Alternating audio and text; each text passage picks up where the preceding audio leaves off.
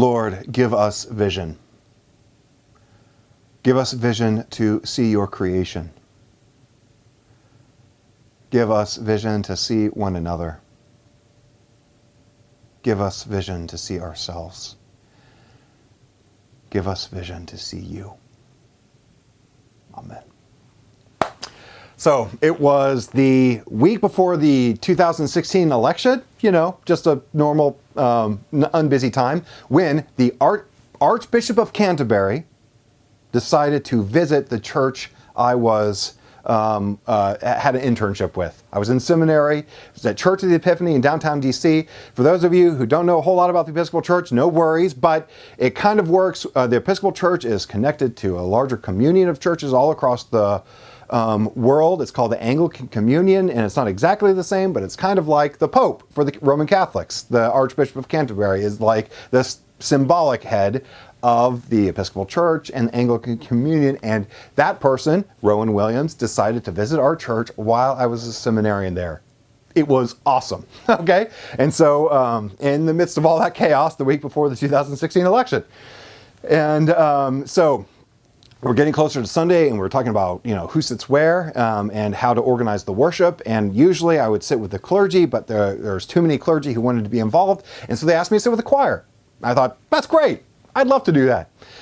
So before worship started, I, did that selfless thing. I was just thinking about how to worship God. And also, would there be enough seats for me to actually sit with the choir? So I counted the number of choir members and counted the number of chairs. Of course, they were missing one if I was going to sit there. So I went up and I literally went into the church, took a chair and put it in the kind of chancel area next to the altar where the choir stood to make room for myself. And so as we processed in, every choir member, including me, stood next to their chair. All the chairs were taken. And the choir director was standing in front. And I realized when we all sat down, the choir director was going to need a chair, and we were still one short.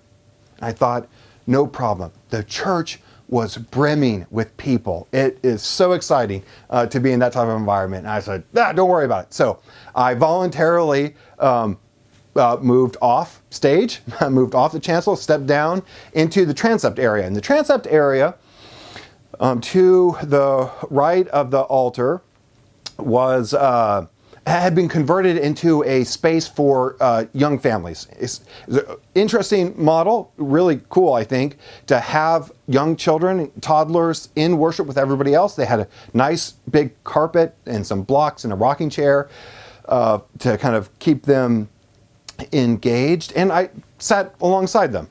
Now, after the procession had ended, the rector welcomed everyone. People from all over, the whole diocese was invited. Interested people were invited, and the church was full. And the rector welcomed everybody, and he said, if you have a young child, a family with young children, we have this great area. We'd love to invite you over. And this whole mob of people came forward. Now, in the transept is also an entrance-exit door. And as they came, I got up, I gave up my seat, a whole bunch of people moved, moving further and further out, and I literally ended up outside the church. Which is just like both kind of hilarious personal thing, but also like my Looney Tunes life always happening. And here's like another great, I was literally outside the church, had started next to the altar, ended up outside the church, which is great. Okay. The Gospel of Mark works in similar ways, where you have stories that are personal and specific, but also that work in kind of general symbolic terms. For instance, Mark's use of bread. It starts in the very beginning with chapter 2, where Jesus tells the story about David going into the house of God and stealing the bread of the presence because his companions were hungry. That connects to the feeding of the thousands stories a few chapters later, and then ultimately to the very end where Jesus is breaking bread with his friends. Similarly, these last few weeks we've been reading chapter 10 in the Gospel of Mark, and today's Gospel is meant to kind of counterbalance what we have read the last 2 weeks. The last 2 weeks have been stories of failure. First with Amy's sermon on the rich young ruler who says, "I want to follow you," and Jesus says, looks at him and loves him and says, "You've got to give up everything that you own," and he walks away disheartened. And then next week with Ledley and James and John, oftentimes Peter is the one who's got a bad rap as being the black sheep, but clearly James and John, as Ledley points out, probably all of them secretly searching for power. Jesus counters those requests for power with more stories of becoming servant of all and ultimately dying at the cross. Those two stories, which are beautiful in their own particular way, are counterbalanced by today's story of Bartimaeus, who's sometimes referred to as blind Bartimaeus. When the disciples ask Jesus for a request, to say yes before they even ask him, which I think is a perfect child's trick, he says to them, "What do you want me to do for you?" That same question is what happens for Bartimaeus. So let me set the scene just real quick with Bartimaeus. They're on their way up from Galilee. They're in Jericho, the last stop before getting to Jerusalem, as Ledley pointed out, where Jesus' kind of final confrontation is going to happen. And on their way, someone who's described as a blind beggar calls out to Jesus. And it says, Jesus stands still, which I think is just this perfect, beautiful image of what spiritual and moral strength looks like. It requires stillness, is a great image for prayer. Jesus stands still and calls Bartimaeus to him, and he says, "What do you want me to do for you?" Bartimaeus, unlike the rich, unlike the disciples seeking power, only asks for sight, vision. Now that works as an incredible story about someone regaining sight, but Mark, of course, also means it at this symbolic level. Oh, and then, Jesus says, gives his sight because of his faith. He gives his sight, and it says that Bartimaeus went on the way with him. And on the way, that phrase "on the way" is Mark's favorite phrase for saying became a disciple. Literally, is now following Jesus, and that's what Mark uses all throughout the gospel to describe those who are following Jesus, people who are on the way. So, we have a story about someone who becomes a disciple of Jesus at the very end, right before they get to Jerusalem. And what is characteristic of their discipleship is this simple request from the poor and the outcast to merely be able to see. If you're anything like me, the last couple of weeks have been really tough. Really tough. It reminds me of a quote from Mark Twain, who said something like, "Look, it's not the stuff in the Bible that I don't understand that troubles me. What troubles me is the stuff in the Bible I do understand, and I know I'll never be able to live up to." And this last couple of weeks, I don't know what he had in mind exactly, but it's certainly what I think about when I think about, am I ever going to live up to the thing that Jesus is calling us to do? With the rich young ruler, give up all that you own. And with James and John and his disciples, if you want to follow me, you have to be servant to all. That seems like really hard. And wonderfully, the tension and the paradox of week after week reflection about money and power in the middle of our annual campaign is a blessed, holy mystery and a wonder for our church to both talk about our generosity and our plans for the future, and to be forced to ask the most fundamental questions about integrity. Are we the way that we say we are? Now, when we think about these tough questions, one thing that really comforts me is that The Bible in general, and Mark in particular, is littered with stories of failure. Yeah. Jesus is not just calling the people who've got it all put together. If that were the case, nobody would be able to follow him because there's no great examples. There are a couple. We'll get to that in a minute. There are not many great examples of people who've got it, who are hitting all cylinders. It's mostly littered with failures. You've got the scribes and the Pharisees who totally misunderstand Jesus and try to kill him. You've got the disciples who are getting private instruction all the time and still failing to understand at such a fundamental level that James and John ask to be able to sit in power at God's right hand. It's like, no, that's not what's going on here. Also, you have Jesus, who at the end of his life, at his death, is abandoned by almost everyone that he chose, that he picked to be his disciples. Jesus is left nearly alone on the cross.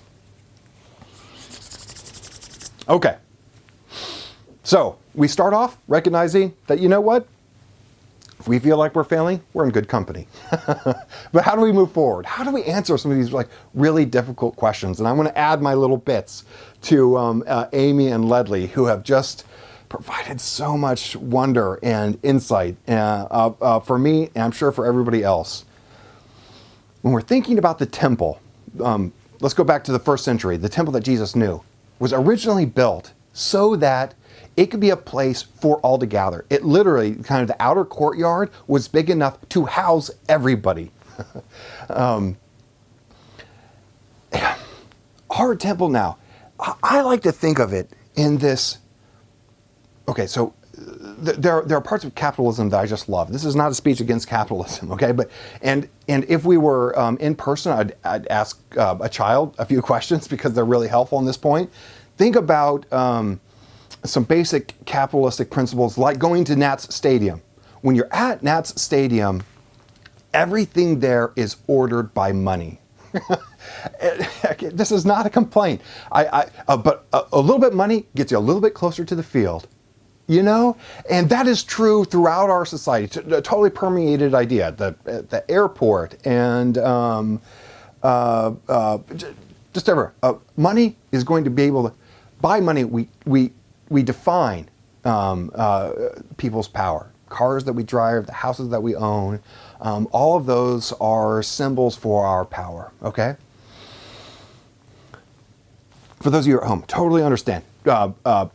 This is a plug for in-person ministry, sometimes for the Eucharist.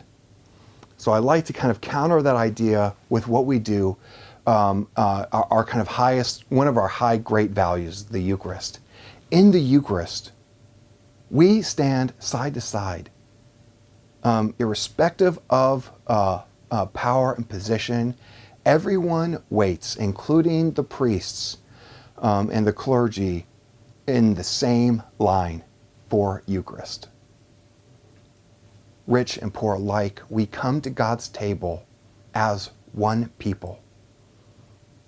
We come before God as one. That's a high value.